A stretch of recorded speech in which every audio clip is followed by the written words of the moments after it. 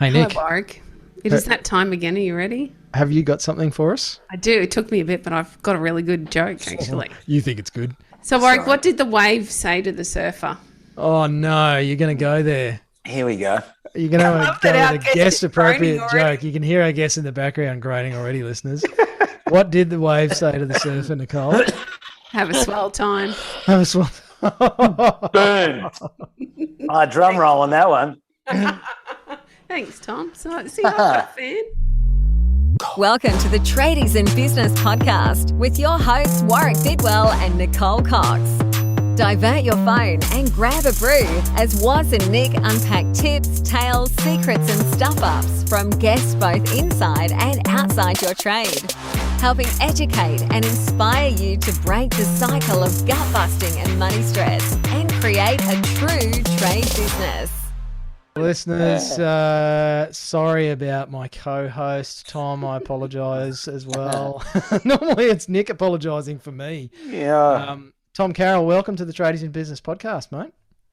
It's a pleasure to be here. Yeah, thanks. Thanks, You guys, say for that having now. me. Yeah. Yeah. You're still saying that after Nick's joke. We'll see how we go. From here, the launch pad. The He's launch already pad. choking on it.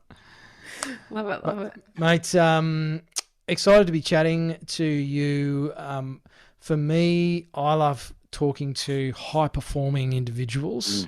And I think when I say things like that, certainly in my mind, images get conjured up. And I know most people, when you talk about high performance, they would have a picture in their mind of a type of person or a pursuit or whatever. And yet one of the things that I'm looking forward to chatting with you about today is high performance is not always about standing on the podium or, getting the $1 million check. There's other ways to be high performance in our life. So I don't have a question to chuck at you around that yet, but I just I want our listeners to probably think a little differently about performance because you have been at the top of your game. And I'm going to pass the ball to you. I'm not going to use a surfing analogy because that would just be really cheesy. I'm not going to drop in on you today.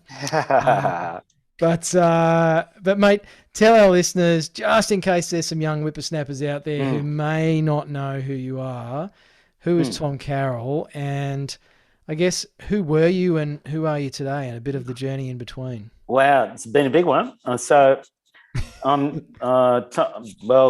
I'm 60 years old now, and when I was 22 years old, I became world professional surfing champion, and then I got it again the next year. So it was 2 years in a row.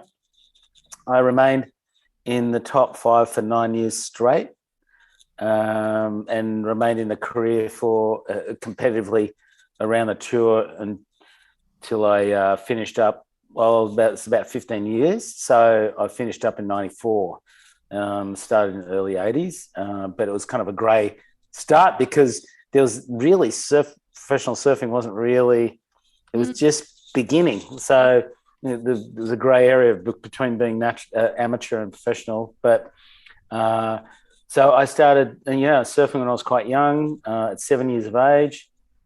And I had no idea that was going to lead me to become a world champion. I didn't sort of start surfing to become a world champion. I started surfing because I absolutely loved the ocean and the water. So from there, attaining the highest level in the sport, and then maintaining it, and also going on the journey to surf, extend and adventure and involve my surfing out into bigger ways and oceans and various different adventures around the world with one of my crazy buddies, Ross Clark Jones, and other friends in the surfing world, and also sort of help young athletes come through to the professional ranks through my association with Quicksilver, which has been supporting me ever since I was 14 years of age. Wow. So I'm still with them. So it's a long-term, support and sponsorship and business arrangements and so on. But that was, it's been still going. I'm amazed. And I can say that not only sort of helping the teams, but also helping other athletes along the way to the level of Kelly Slater and so on. So it's been pretty amazing to think that surfing, I've been able to make a career out of surfing. I never thought that when I started, and I thought that I needed to get a trade underneath my belt. There you go. You're serving the references back to us. Yes, and I left school at 16 because I thought I better get a trade behind me before I went out in this world of surfing, because there was no guarantee. But I started working as a panel beater on cars, and that taught me what I really didn't want to do. So, and that I really wanted to get out there and explore my talent surfing more and more and more, even though I did about almost 2 years, really, 1.5 2 years of that trade. I mean, I had some funny times in that world, but it was certainly a great education in learnt what it was like to do that job and get in the thick of it and in amongst it, and actually really informed how I wanted to go about my surfing. But that said, to now, I still work within the surfing industry. I still work with Quicksilver and various other brands in surfboard manufacturing. I'm starting to venture out into foil board making and all various other areas of riding waves.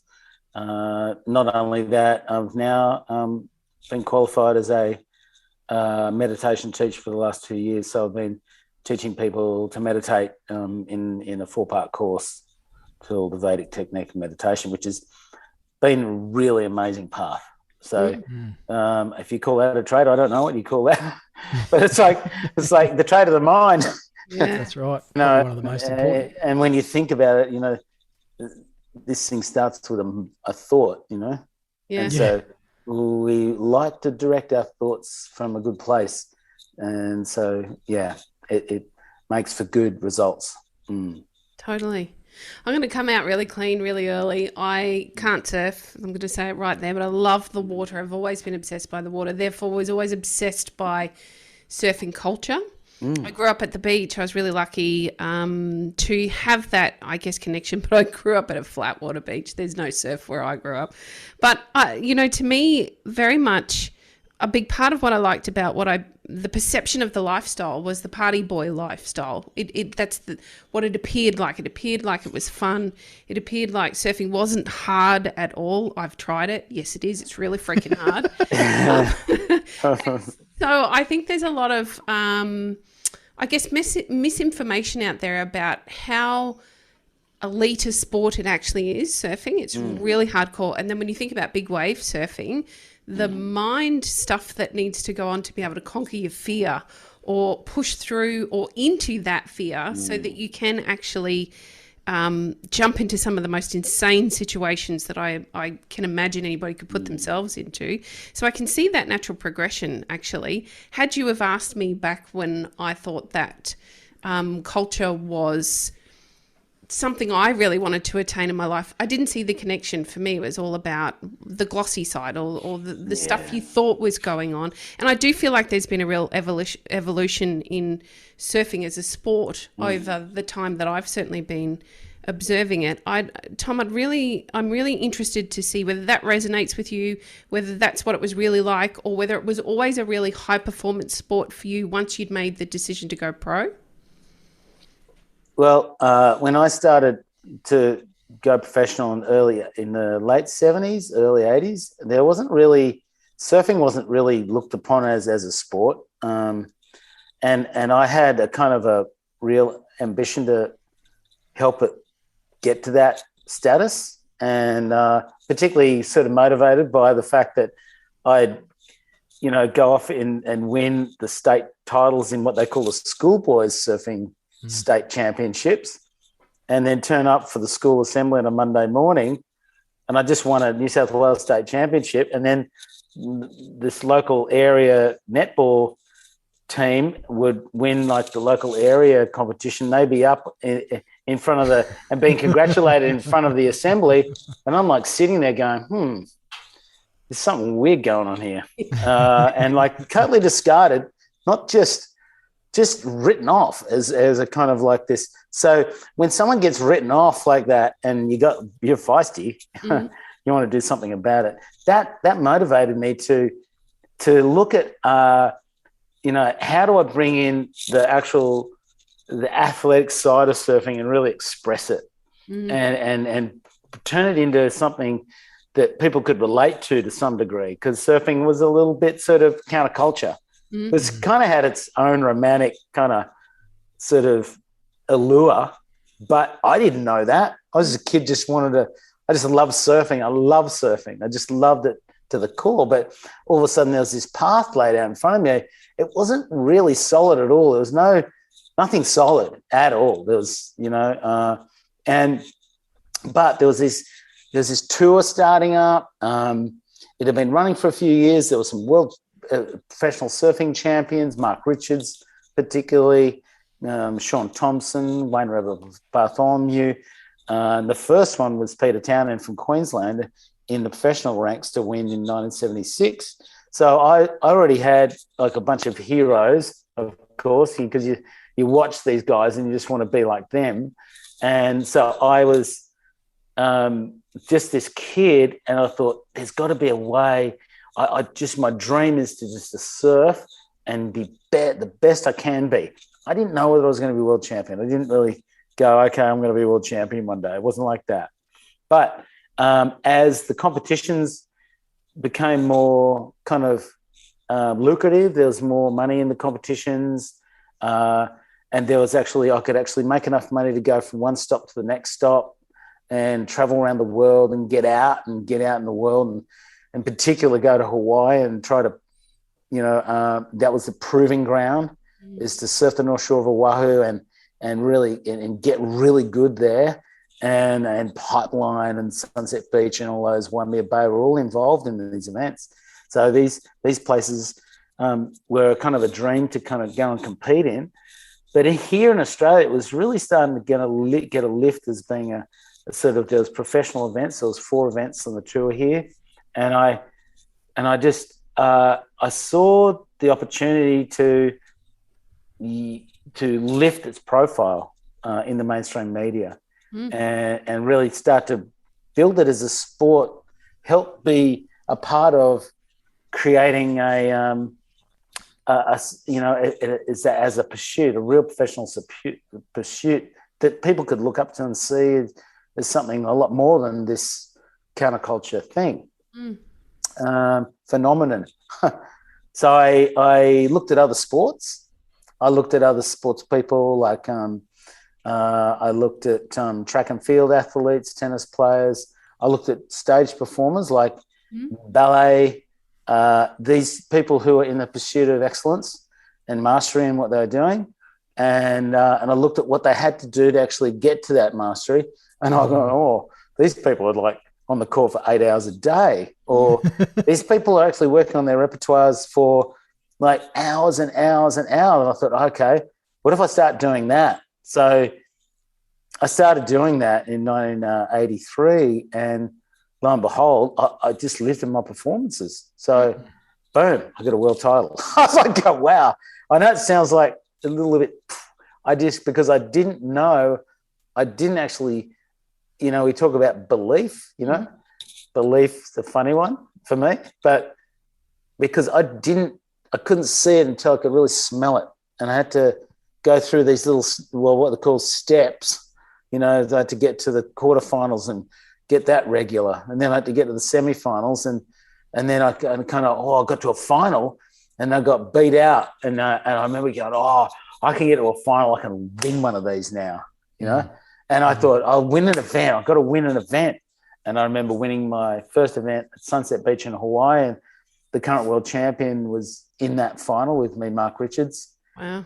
And I never forget going, I can win at Sunset Beach with my back to the wave as the first one to win with their back to wave at Sunset Beach. I felt that I was on my way. I felt I could smell it as this potential sort of starting to arise in me. So, like I said, it wasn't one of those things like I wasn't that certain. Like, wake up when I'm like 9 years old and go, I'm going to be world champion one day. It wasn't like that.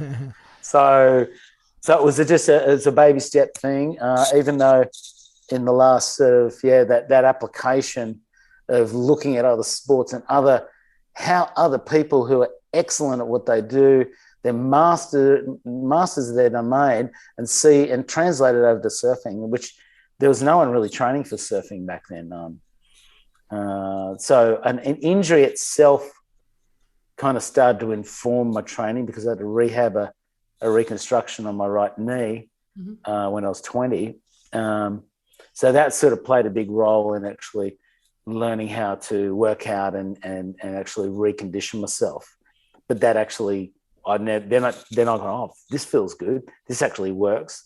And I did the research on other people, and then all these sort of things started to play a role in sort of focusing me. Can you remember having, It's I guess that long-winded maybe, but No, that was perfect. I loved it. Stuff in there, yeah.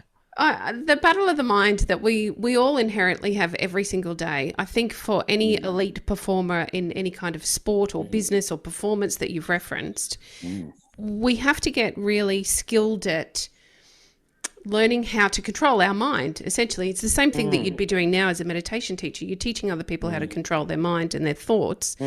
Can you recall whether that was something that you consciously started to do, or it just evolved for you as you started focusing on some of those disciplines that came with after the knee rehab? Well, I wish I would have had meditation as a part of the game back then. I think if you're a professional sports person, if you are someone who are looking for more creative performance in anything you're doing, having a practice of being able to just to be develop the witnessing mind, you actually, and then coming from that place to go and just get better and more finely tuned, it's just a wonderful tool. And if I had it back then, because my results were all over the place. When I look back, my results were all up and down, up and down, up and down. There's a sort of a curve upward there for a while, and then it'd go down, and then it'd go up, and it was never like this nice smooth road. I did have some winnings. Yeah, it was just life, and there was some real winning streaks, and some great sort of like moments, and then there'd be a run of just pure frustration and just questioning and doubt and just clawing around for like more input from someone else, more advice from someone, and just getting lost. So not being able to come back to basics was tricky. And I think having my practice really was surfing.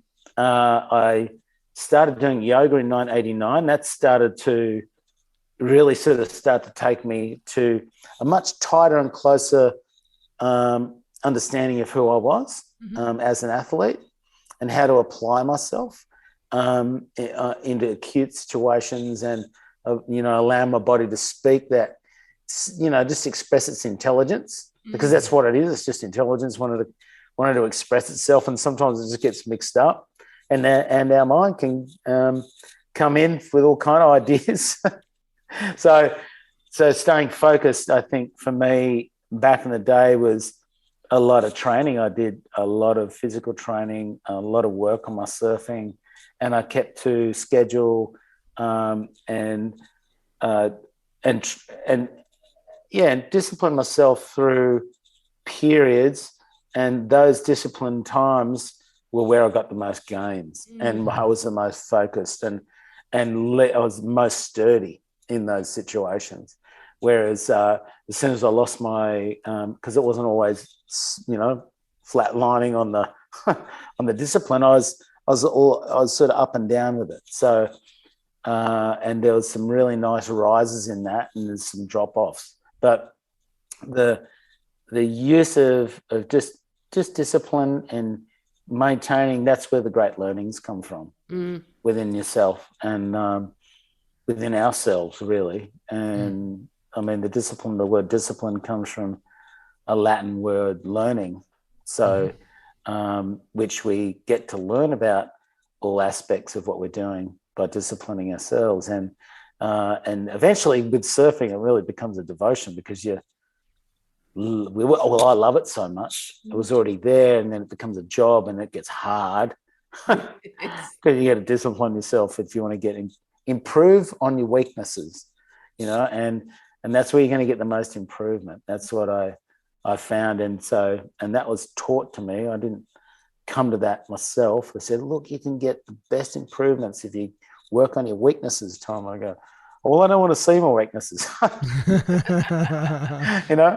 the last thing I want to look at. So, but that was a great teaching that came through the yoga practices. But prior to that, a lot of physical, I had a lot of good results through, focusing my training efforts on and improving my techniques.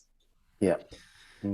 We Nick and I talk with our listeners here on the podcast and also with our clients a lot about habits, and it's very much a coaching, life business coaching, teaching around success habits, personal habits, and as a once upon a time wannabe hack surfer myself, I didn't develop the habits that went with actually being unconsciously competent as within that sport. And I've recently taken up mountain biking because I'm old enough to be stupid enough to have a go at something new, and so I'm riding around with 17-year-old kids that they do it every day, every afternoon after school. They're shredding these trails, and I'm lucky to get out once a month and wondering why I'm slow. Is, I guess, in terms of what I said at the top of the episode about this high performance, I think, again, we all think about, this big effort and massive outputs of things. What's the reality of achieving those levels of performance when we consider those habits and some of the things that you've put together? Well, I think, focusing on, like I said just before, our weaknesses, where we can actually make our greatest improvements, both revealing them and unraveling them with someone who you trust, who you feel that can give you, whether it be a mentor or, a coach of some sort that can actually sort of reveal these things that you could actually improve.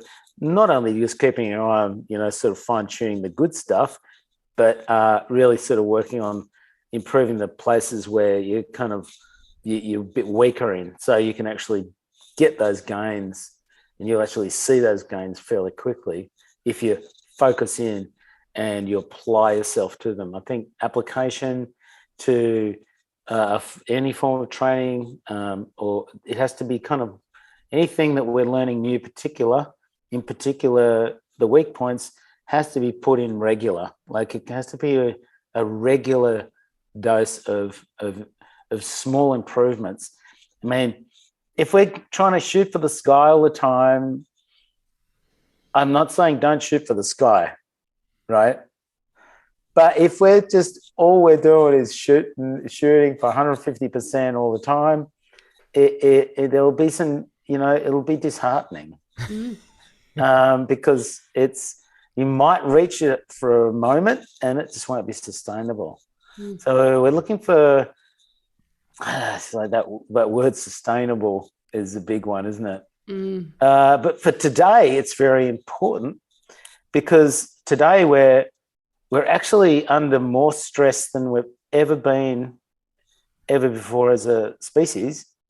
And so if you call us humans, and so we're under a lot of stress. We've got a lot of input coming in, a load of it. And we've got these things that have actually made things supposedly more efficient, but that efficiency comes more load. So we've loaded it on top of each other, ourselves, and we've built this incredibly efficient machine, and everyone's on time. Everything's, like back in the day with analog clocks, it was just all over the shop. Today it's like, everything's like da da da. So, and also we're getting this loads of information coming in at us. So if we haven't got access to ourselves beyond that, we'll just be bringing it in. So the most important thing for that we can do today for ourselves is actually create space for ourselves to actually take a breath and actually allow ourselves to inform those active periods with rejuvenation and taking a breath. So we kind of come into those periods where we can be more productive, and we don't come in with a foggy head, half asleep, and not, we've got one arm on the wheel, we're looking out the window kind of thing. So we're going, oh, what am I here for? So we can be focused and I always find this one a hard one. I don't know why, but we are always the best versions of ourselves, no matter whether we are what we think about ourselves or not. We're just here. But it's nice to be a fresh, I know it's best when I'm fresh, Tom, particularly here now with you guys. And I feel I'm alert. And so this is what we want. But because we're I'm barraged by information, and I like it.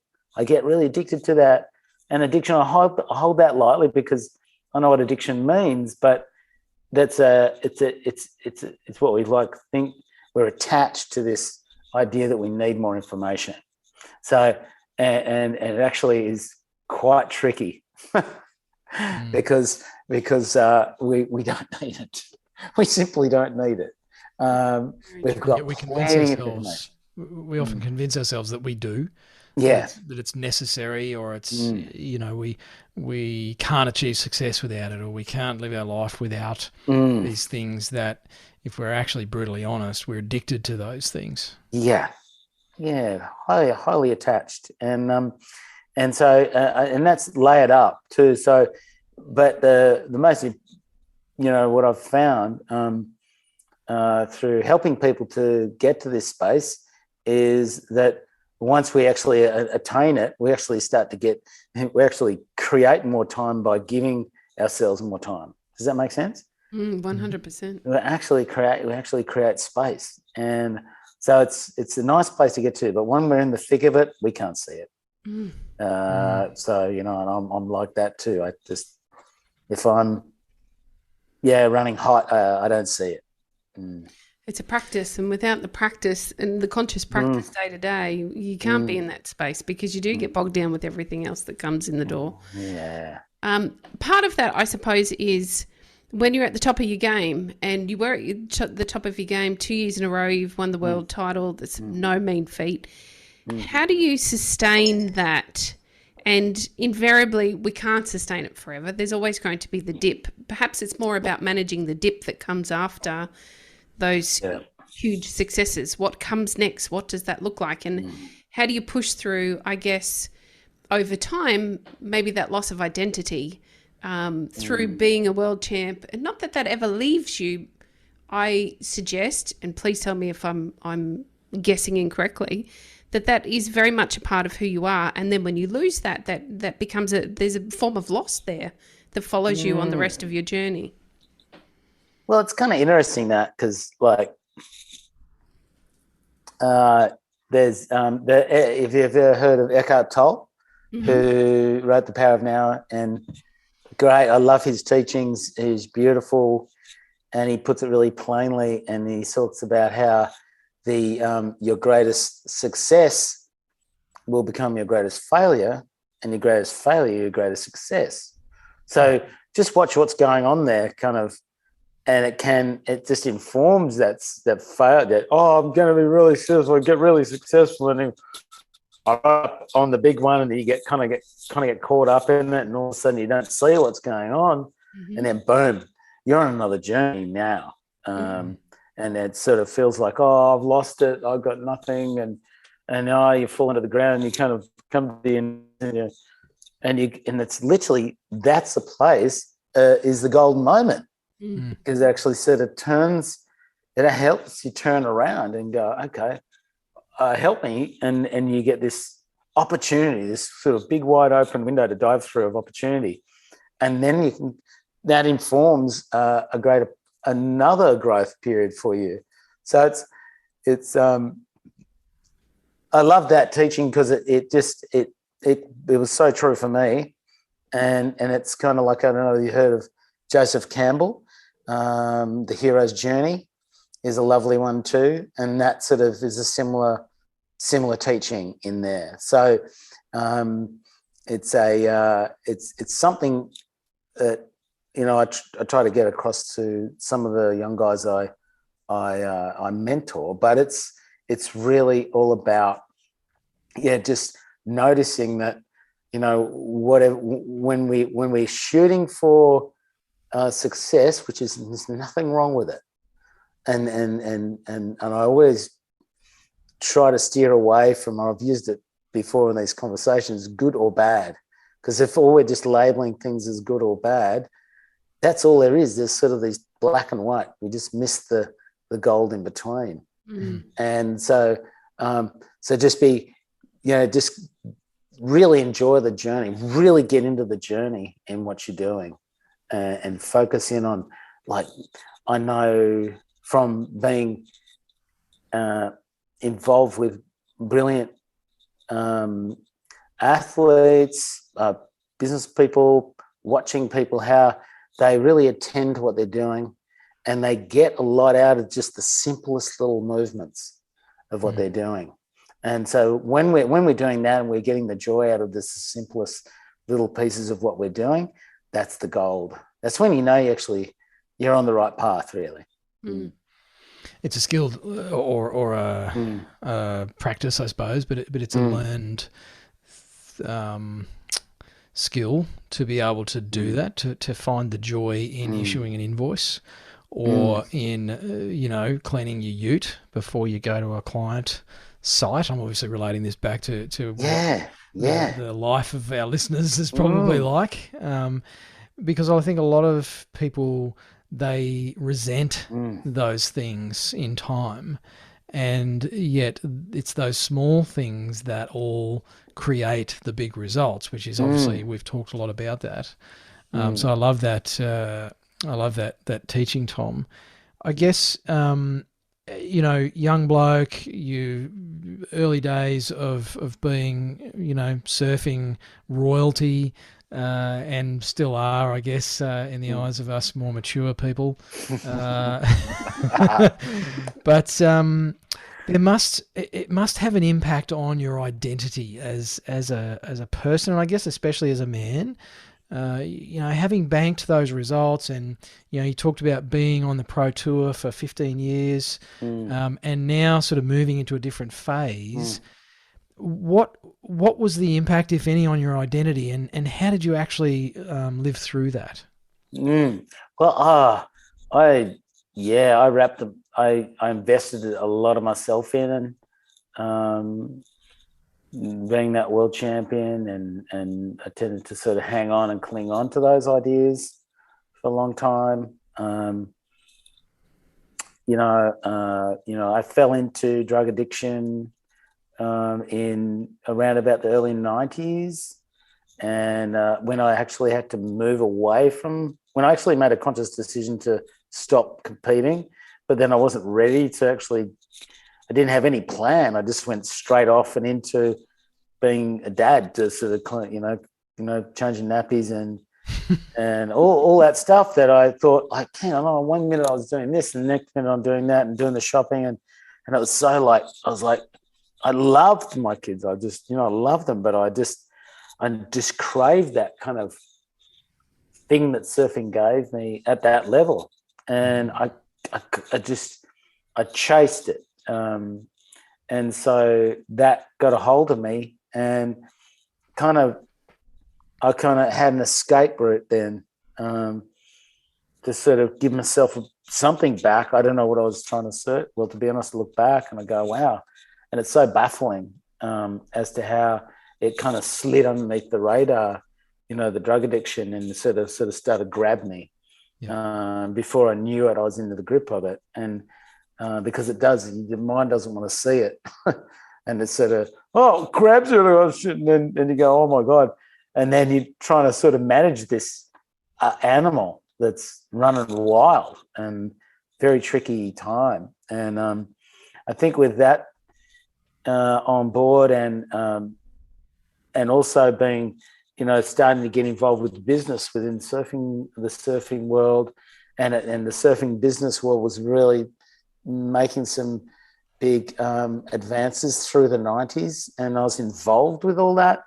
And in the fast pace of that, it just quickened into the 210s, and the early 210s, and it was full on. It was a big world. I was running around the place, pretty free to do whatever I wanted to, and it was wild. I was constantly traveling. I was constantly overseas, and so it sort of lost connection.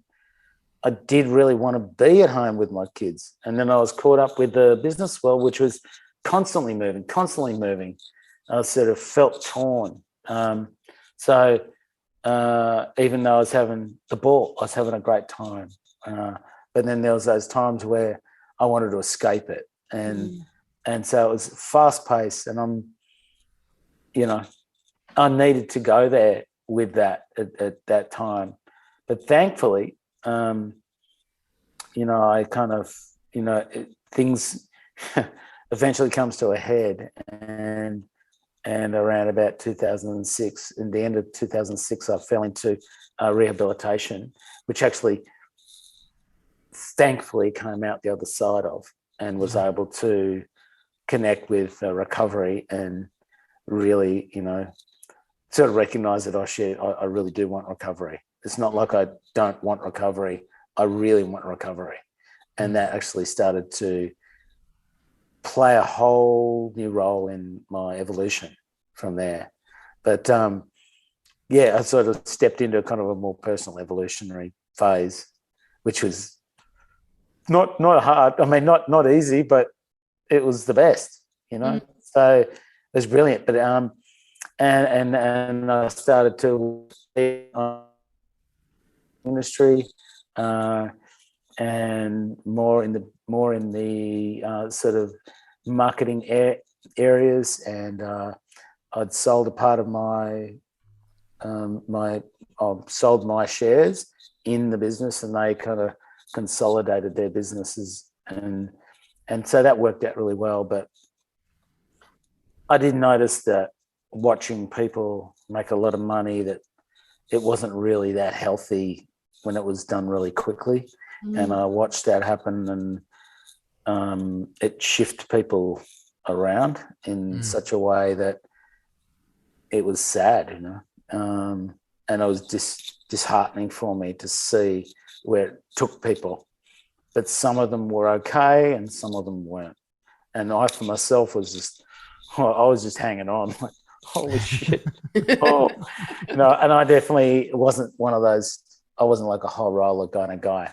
So, and some of them were liking that angle of it. But thankfully, I was able to sort of come out the other side of that, and with myself intact.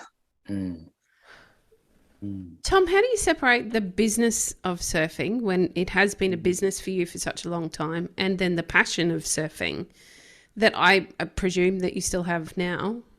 Oh, look, my love for surfing started way before the business and way before competition. And it comes from a much deeper place for me too, because when I was 7, when I had my first surfboard given to me it was Christmas Day, Christmas morning, 1968, December 25, and my mother, I'd been watching my mother slowly pass away to cancer, and I wasn't quite sure what was going on. I just turned 7, so my brain was quite young and very fresh, and not really understanding, but there the whole time watching what was happening for her. She died of pancreatic cancer only a couple of months later. And so, she gave me that surfboard, like from underneath the bed. And so that surfboard funnily enough, was something that took me to the ocean, and Mother Ocean sort of been holding me ever since. And when I think about that, the connection's way deeper for me than all this other stuff that comes along with the ride. So I connect with the ocean and surfing today on that level. It still remains with me, and it's one of those sort of eternal. If you talk about eternal life, and they talk about that in religions, and people try to kind of express what that is. That's what feels for me. It feels like there's something a lot deeper in my connection to it, and that's why I don't really, to be honest, have fear out there. There's no fear. Is not. I get scared. Don't worry about that. Because I think scared, you gotta be have your wits about me out there. But it's never had that. I've always loved that involvement in wild ocean, and so it's never been something that I've turned away from. I always loved it and kind of somehow linked in with it. Tom, you had your fair share of injuries and I guess setbacks throughout your career, mate. Some more impressive and unique than others. But that, for a lot of people, and we look to sports people, I guess, because they are so visible. So it's easy to see what we think is their journey through some of these things. And I always love to get the opportunity to actually sort of get behind the cover of the book and find out what was really going on there. What did those injuries, I guess, do to your headspace and your attitude towards not just your sport, but I mean, it was your life and your income, I guess, for a long period of time. So how did you manage that, and what was the impact on you sort of throughout the rest of your career? I always found injuring myself incredibly frustrating, and I'd always sort of go internally into it, thinking it, and get really disturbed by it. But that was kind of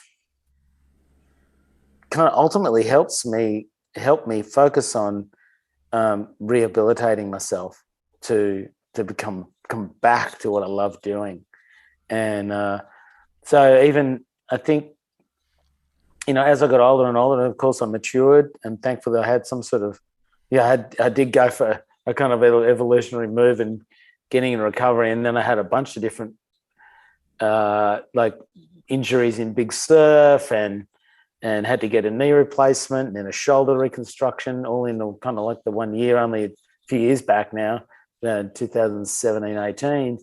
And but all those times where old injuries coming back or acute injuries happening, such as when in 2009 at Waimea Bay, I dislocated my foot off my left ankle and broke my leg in one hit. So, and just that, and I didn't surf for a year.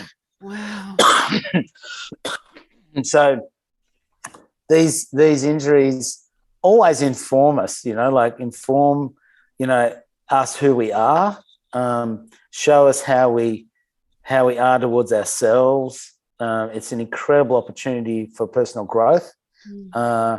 And it appears like absolute living hell when it happens, but it's usually, once it's surrendered to the actual, the healing process, stepping out of the way, getting this out of the way and letting this thing sort of, do its thing without us sort of hindering it and sort of optimizing the body's healing processes. So, which, I'm lucky. I've had quite a, even though I've had a hell of a lot of injury, but it sounds sort of funny saying I'm lucky. I'm lucky because my body likes to heal. My body's actually efficient. It likes to heal. And I know that basically it's just the equation of me getting out of the way and just allowing it. Because the more I try to get in there and try to make it heal, like sort of stuffing around with it or getting anxious about it or that's just getting in the way. And so it's always been an opportunity for personal growth. Any kind of, particularly in those competitive years where I had to step off to the side and not compete and just watch them compete. It was brutal.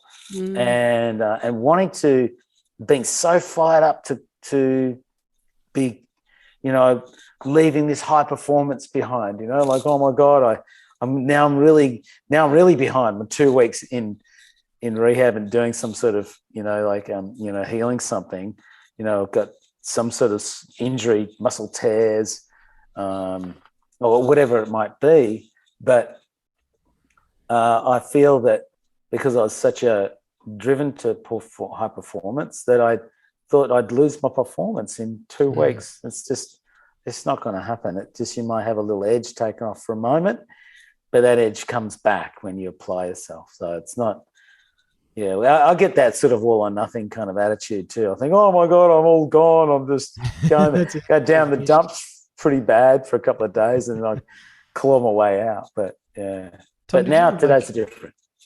Tom, did you ever make excuses for, I guess when I say subpar performances, maybe performances or events or whatever that didn't meet your own expectations? Did you ever make excuses in those moments? Yes, absolutely.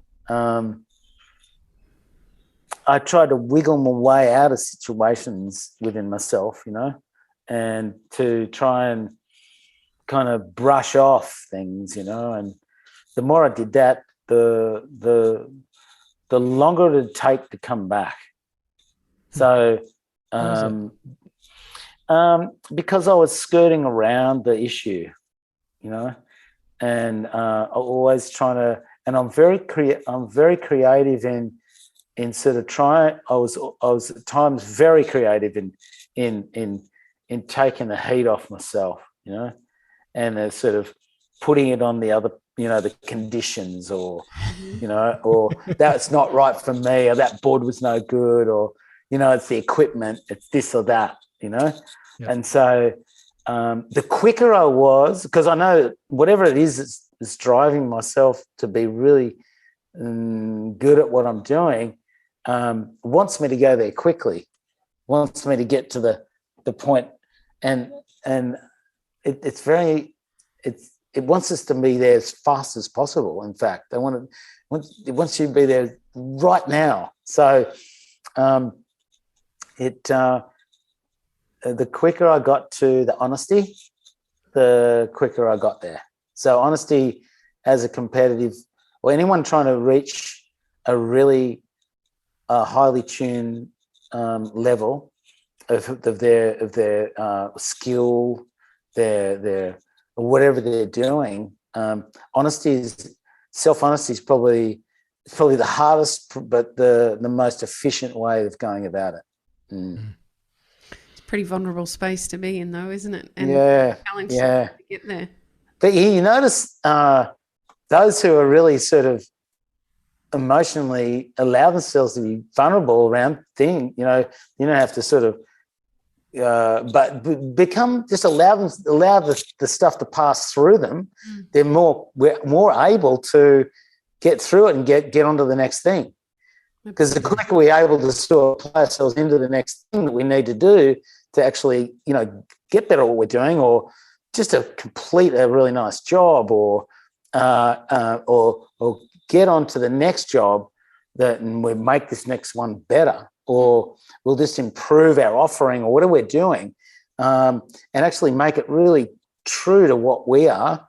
It's going to demand us to be clear of that energy. I could call it energy, if you like. It's like it is a form of energy. We put it off, we give it out. If we're sort of lagging behind and we're sort of holding something back, that kind of creates a weight in us, and then we're kind of holding this thing. And for me, that was a big lesson for me. I had to get really clear and honest with myself about how I was in situations, and particularly in the sport. One of my coaches years ago drummed into me, take the lesson and move on. Yes. And the quicker I do that, as you say, Tom, the quicker I get into the next action and the more I iterate those learnings, it's just that improvement by degrees rather than that whole, I think people have a misconception about sports people, entertainers, anybody who's made it big. I think people know that there's been some work, but we don't see any of that. We don't see the mental battles. We don't see the loss, you talk about addictions and all that sort of stuff. We don't see it. It's not in our face. And so we write off your success as, well, you're obviously just born a world champion surfer. And it's the biggest crock of shit there ever was. No. In fact, I've a good friend of mine, his name's Richard Tognetti. He's the lead violinist for the Australian Chamber of Orchestra. Wow. And a brilliant musician, like a incredibly creative person, constantly on the edge of his art. And he plays it's this priceless violin, Stradivarius violin. He's been given this violin. It's like worth over $10 million or something. It's crazy. He's nail biting, kind of thinking that his performance isn't good enough. So, and this guy's been doing it for years, like not at the highest level. And so, and he's out there performing. He's putting himself on the stage, constantly doing it, and he just practices to get it right and make sure he's well oiled. So when he gets on the stage, it all comes out. Before he's going out on stage, he's like still, after all these years, he's like this. He's like it's the first time he ever went out.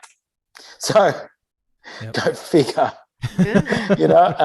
And we talk about stuff over the years, and I get in some meditation and so on, which has helped him a lot. But it's still because he's so, he's a perfectionist. He wants to deliver a great performance every time. He tells me of his, performance anxiety, and it appears real for him, all the time. And it doesn't matter.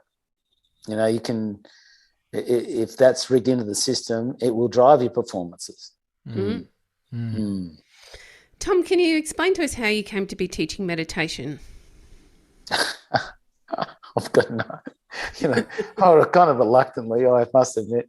I never thought I'd be a meditation teacher, to be honest. It's like the last thing I would have thought.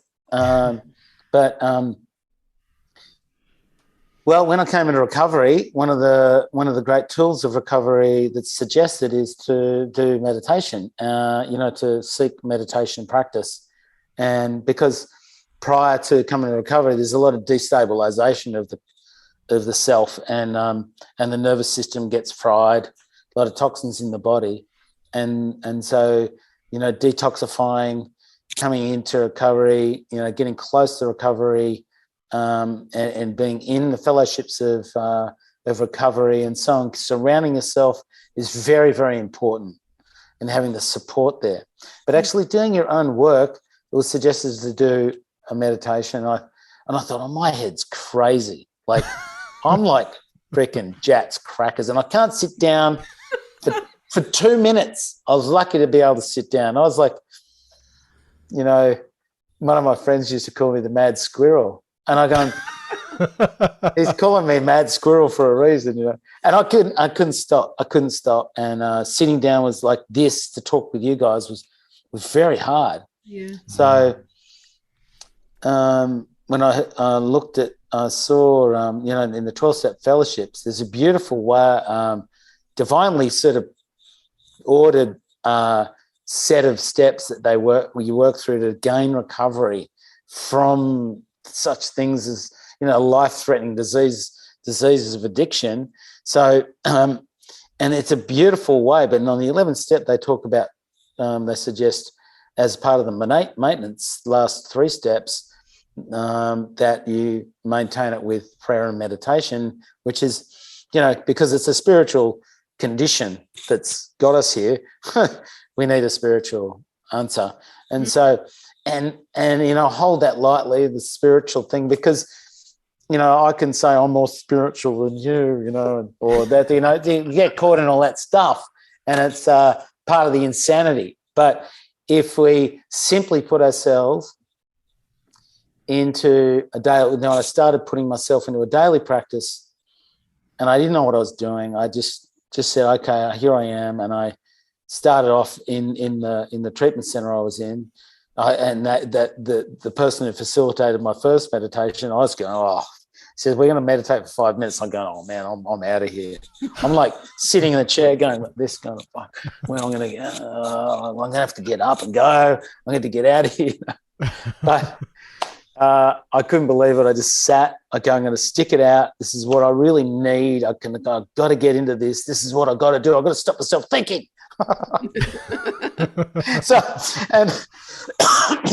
But he got us to sit.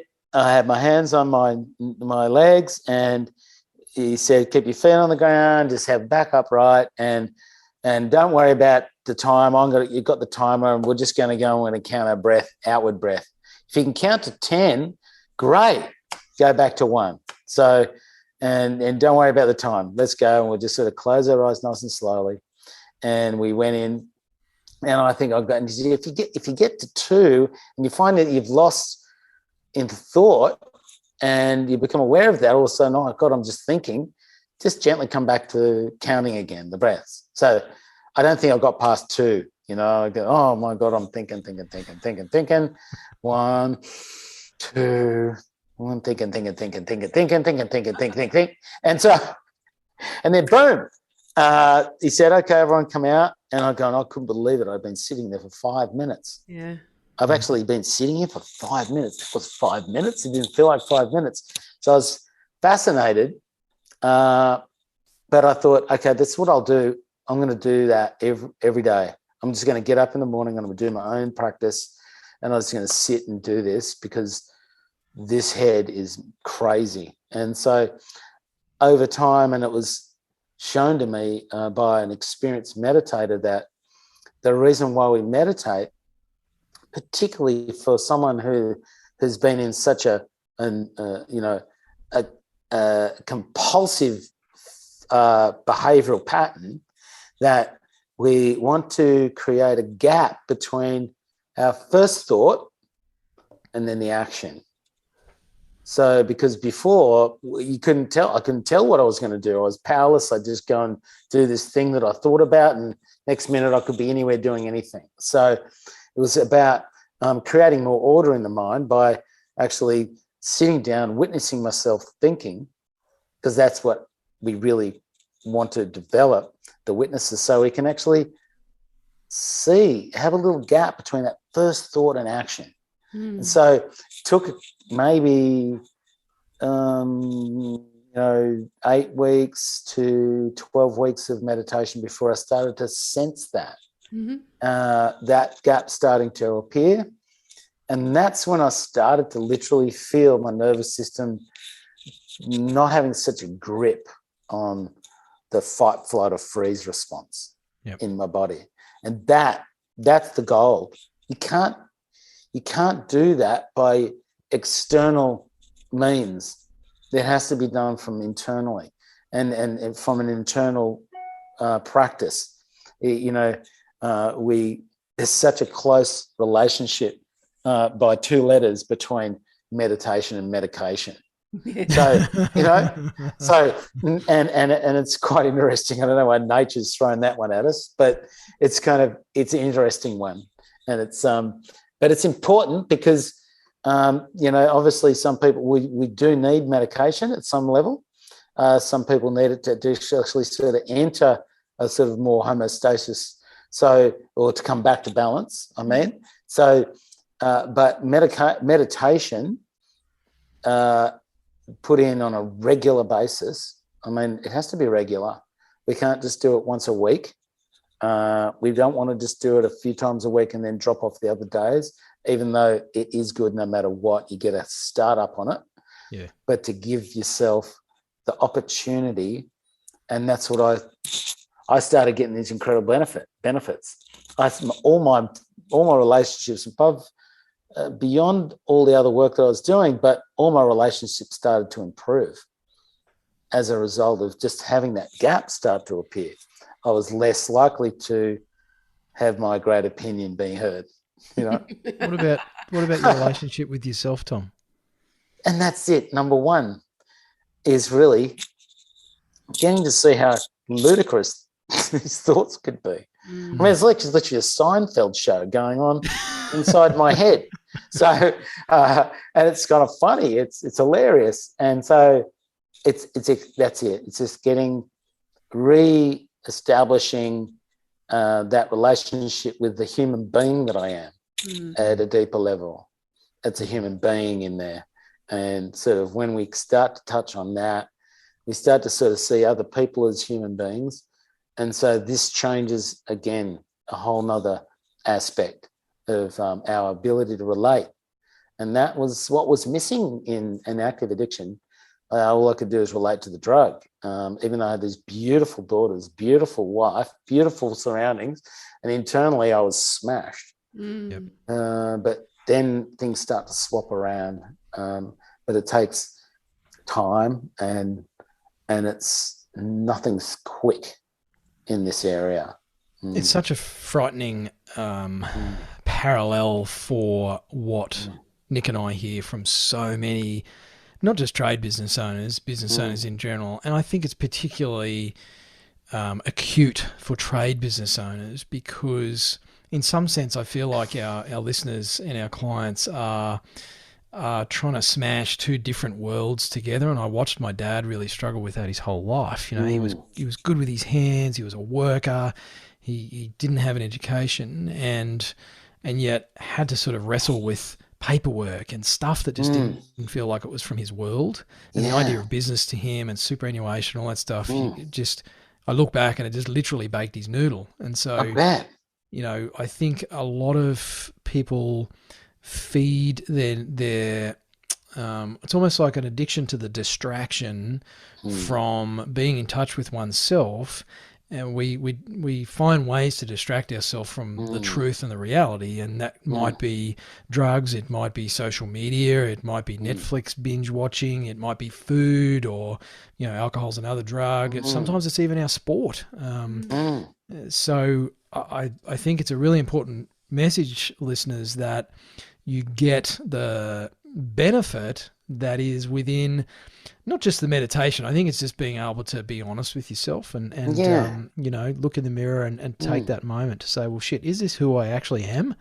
And then, you know, the path will often open up from there. And I don't feel like 8 to 12 weeks is a very long time to create some space in the thoughts. I think that's a pretty quick return on investment compared to some of the other stuff that we spend money on. So, it is. It's it may even happen quicker for others. You know? And I think it's about, if we keep going along in one direction that probably has a little bit of a pong to it, I'm kind of like driving along this one direction and my whole life's going that way. I don't care. I'm going to do this anyway. This is my thing. And but it's a bit, I'm kind of losing friends. I'm kind of doing this funny thing. I'm not sure what I'm doing this for, but I'm just going to go this way anyway. Well, corrective experience is going to come because nature's got, she's got the last word. Oh yeah. She's got the last word. And if we're going against our own true nature, there will be that corrective experience, which will come along. And if we can sort of see the signposts, which we generally don't want to see, but if we're have a practice on board that actually allows us to be conscious enough to see the signposts, we can avert from, quite disastrous corrective experience, which is, we see it all the time. So, and that's really why, I'd suggest doing something that actually on a daily basis allows you to come to who you are, beyond all this stuff that you're involved with on a daily basis. So you can actually establish yourself in that and then go out and do the action. Does that make sense? Totally. Oh, absolutely. Yeah, You and yeah. I have both had our corrective experiences in life, maybe more than once. More than once, yeah. It's a part of the journey. But Yes. you know, you can see people when they're in that. You going, oh no, you can't really get to them because they're kind of so far in it, and you're going, well, you kind of, okay, here it goes, you know. But and it's no laughing matter really, but it's, you just go, oh, here we go. Yep. And that they're in that state of consciousness where it can't be averted for them. But yeah, anyway, that's once you drop in on the monster, you're in for the ride. You're committed. There it is, listeners. I managed to make a cheesy reference. Yeah. Tom, I want to ask one more question, and then we'll let you go. You've been very generous with your time today. Mates, if you had 1,000 tradie business owners in a room, what's one piece of advice you would just love to leave them with?